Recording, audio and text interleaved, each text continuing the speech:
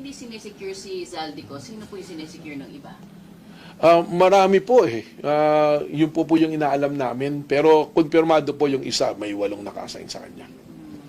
Again, pinipilit yung isa may 8 naka-assign sa kanya. Kaya nung humusga, bakit?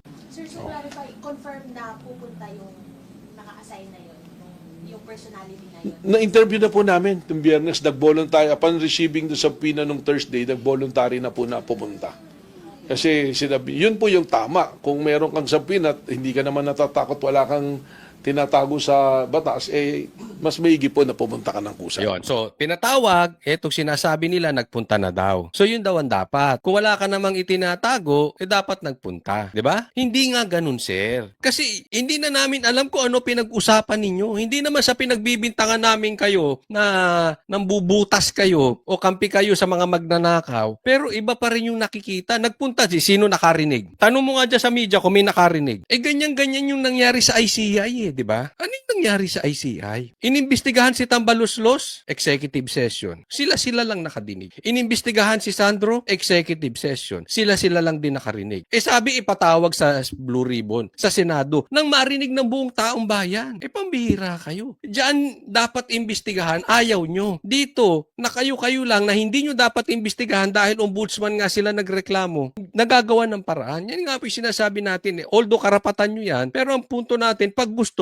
may paraan, pag ayaw, ang daming dahilan. Nakikita nyo na, sir, kung bakit hindi pabor. Yan ang din na sinasabi ng taong bayan. Walang transparency dyan. Pag sa Senado yan, di pati yung pinatawag mo, pati yung sinasabi mo may taong 8, nadidinig ng taong bayan, magkakaalaman. Ang tanong, sir, ibabalik ko sa inyo yung sinabi ninyo. Although hindi mo sakop ang Senado, pero yan po ang naiisip ng taong bayan. Kung wala namang tinatago, bakit hindi ipabuksan sa Senado? Bakit hindi imbestigahan sa Blue Ribbon? Alam ko hindi mo masasagot yan, sir. Pero alam ko kung alam nyo kung bakit. Kayo, sa mga taong manunood, alam nyo kung bakit?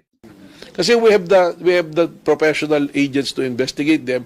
Meron din po kaming technologies to test yung truthfulness ng sinasabi nila. If they be willing to submit themselves to a polygraph test, meron po kami naka-ready din dyan sa forensics namin. So madali po kasi ang sa akin lang, Ang polygraph test, ang problema dyan, hindi tinatanggap sa korte. At yung polygraph test, of course, sino magsasabi niyan, kayo-kayo din lang. Ang gusto ng taong bayan, transparency. Ang isa pang problema, eto. Ikaw nagsasalita sa media. Yan ang conclusion mo. Paano yung 18 Marines? Unlike sa Senado, sa Blue Ribbon, makakasagot sila. pakiusap ko lang nga po sa tao, sana wag husgahan na magkaroon na kaagad ng sites because ang commitment po ng NBI, we will do it very professional and very transparent. Kung may mga bagay po kaming hindi namin mabanggit pa sa inyo because we are very careful na kailangan proteksyonan din namin po yung mga involved na tao po. Sir, eto masasabi ko, hindi natin masisisi yung taong bayan kung bakit naghuhusga, kung bakit nagtitake ng side. Kasi ang iniimbestigahan nyo ngayon, hindi yung nabigyan ng maleta, hindi kung saan napunta yung pera, kung nagamit ba ng tama yung pera. Ang iniimbestigahan ninyo, yung nagsasabi sila nag-deliver ng pera. Ngayon, kung gusto nyo imbestigahan yung 18K, okay lang. Pero sana imbestigahan din nyo yung kabilang panig para makita ng taong bayan, fair din kayo. Tama po ba o tamang-tama? Kasi kung puro 18K ang iimbestigahan natin, yung sa kabilang side, yung side nila defensor, nila attorney Baligod, tapos sasabihin nyo wag mag-take na sides. Magagalit ang taong bayan sa sinasabi mong ganyan. Paano sila hindi mag-take ng sides? Masisisi ba natin sila, sir? Director, kailangan po ba yung 18 Marines ang pumunta isa-isa or pwede silang i-represent ni Atty. Baligod? Mas maganda sila po. Kailangan po na sila yung sinupina. Bakit po? Sabi ko nga, kailangan i-test natin yung statement nila. Napakahirap nga po nito kasi yung isang pinagsamang sinumpang salaysay, 18 yung nagsasalaysay. So, dapat po siguro isa-isa. Kasi hindi naman pwedeng yung recollection ng isa, yun din yung recollection mo. Pag sinabi pong affidavit, sinumpang salaysay, that is your personal recollection of what you did. Kung ano yung nalalaman mo sa nangyayari. So dapat po, ikaw yung magsabi mismo, ano bang participation mo? Ako nagbitbit nito. Kasi binabasa natin yung salaysay, parang nangyayari tuloy, parang may mga hearsay na lumalabas. Ano po? So para hindi maging hearsay yun, it should be a personal account mo. Ano yung naalala mo, anong ginawa mo? Ako ho nagbuhat nito. Ako ho yung nag-drive nito na ganito.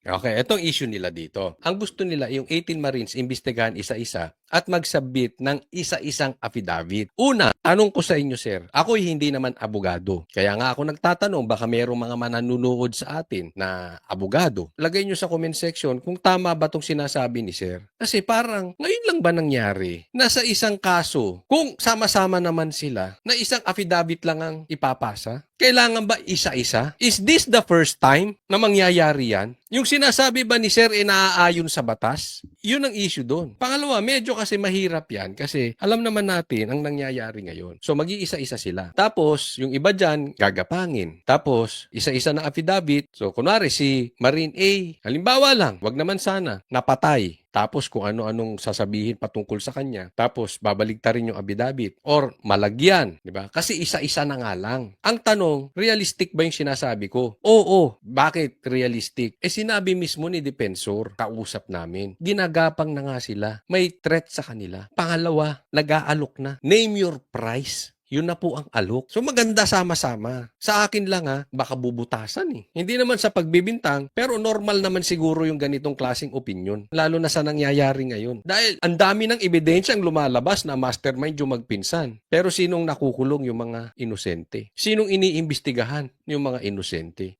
So, Nung nabanggit niyo po sir na nag-confirm na napupunta po bukas, kasama po yung sa 103 po. wala pong nagko-confirm pa sa amin na pupunta. Ang sinasabi ko po, meron nang pumunta nung Biyernes. Baka po mamiskot na naman tayo rito. Nung Biyernes, na siya yung nagsabi na yung 8 sa kanya naka-assign. Basta ano po, para tayo nitong pipinoyhenyo ha.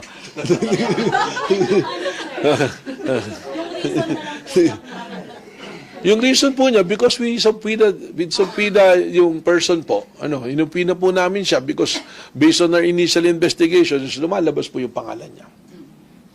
Director, confirm po ba na 14 Marines at 4 driver lang po? Doon sa 18 po, lumalabas 4 na hindi Marines. Yung 14 is yet to validate. Meron pong mga binigay silang pangalan doon sa affidavit na nasa active service pa ng PNP. At yun po, chinecheck pa rin po namin. Mahaba po, marami po talagang proseso. Kaya napakaganda po, sinabi naman po nung ating mga lumalabas na 18 at pati po yung mga kasama nila na handa silang humarap sa anumang investigasyon. At eto na po. At malinaw naman po, dinala ni Atty. Baligod sa Nagtataka kami bakit hindi sa Blue Ribbon, bakit gusto sa NBI. Wala akong nakikitang dahilan, kung hindi, tago kasi yung tanungan. Yun lang po yun. Diba? But sa Blue Ribbon, ay magkakaalaman. Ito po yung sagot. Kasi ang problema, papakita ko sa inyo, sila lang yung, pag in-interview ka ng media, pipick upin na ng taong bayan yan. Tapos lalabas, ay, ang bait-bait ni Bongbong Marcos. Tunay nga siyang hindi nagnakaw. Ang bait-bait ni Tambaluslos, hindi nga siya magnanakaw. Ay, ang salute sa inyo NBI. Kayo ang tunay na nag-iimbestiga ng maayos. Paano yung kabila hindi nakasagot? Kaya nga lagi natin binabanggit sa Blue Ribbon imbestigahan sa Senado para live. Yung sa inyo, kwento nyo yan eh. Natural, bida kayo dyan. Pero ito naman yung sagot, pakita ko sa inyo. Basahin po natin etong sagot ni Atty. Levito Baligod dito sa pagpapa-interview, pagpapa-propaganda. Hindi ko alam kung ito ba interview o propaganda ng NBI. No, kayo na lang humusga, ayokong humusga, no. So sinagot niya mismo yung pinag-usapan nating interview. Anong sabi ni Levito Baligod? Dito muna tayo sa Sabi niya, chismis, di ba? Anong nangyari sa NBI? Kayo ba chismis vlogger na, di ba? Kayo ba para na kayong wala na tayong pinagkalayo kung kay FLM. Para kayong si Boy Abunda na niyan. Para na kayong si Lolit Solis. Napunta ka sa chismis. Hindi ako nagsabi dyan. Si Atty. Baligod, Sabi niya kasi, NBI Director Matibag, sinabing tukoy na nila ang retired general na miyembro ng PMA Class 19 na nag-recruit sa 103 para sumama sa pagbibigay. Anong sabi? Di ba nabanggit niya yan? Yung nag-recruit dito sa 103 na bodyguard ni Saldico, tukoy na nila. Anong sagot? Chismis. Kasi nauwi tayo sa chismisan. Hindi tayo nauwi sa investigasyon. Hindi naman naimbestigahan yung maleta. Hindi naman naimbestigahan sinong nakinabang sa pera. Hindi naman naimbestigahan yung proyektong napuntahan ng pera. Nauwi tayo sa chismisan. Pambira, para tayo napunta sa artista vlogger Pangalawa, ito sinasabi naman ni Atty.